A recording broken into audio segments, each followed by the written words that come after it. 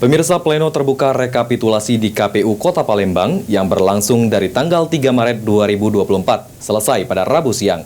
Dan hasil pleno akan langsung diserahkan ke KPU Sumatera Selatan.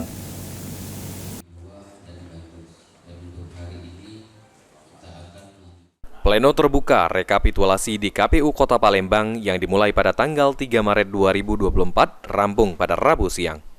Ketua KPU Kota Palembang, Syawaludin, mengatakan dari hasil rekapitulasi di 18 kecamatan Kota Palembang sudah diserahkan secara simbolis kepada setiap saksi partai. Selanjutnya, KPU Palembang akan langsung menyerahkan hasil rekapitulasi ke KPU Provinsi Sumatera Selatan.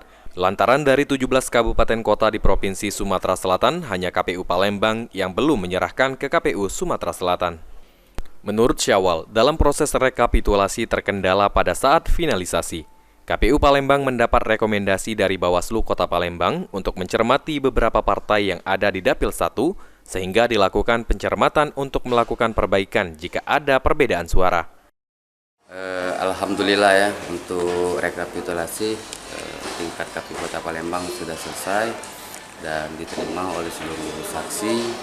Bawaslu tadi sudah barusan kami secara simbolis penyerahan hasil dari 18 kecamatan yang ada di Kota Palembang.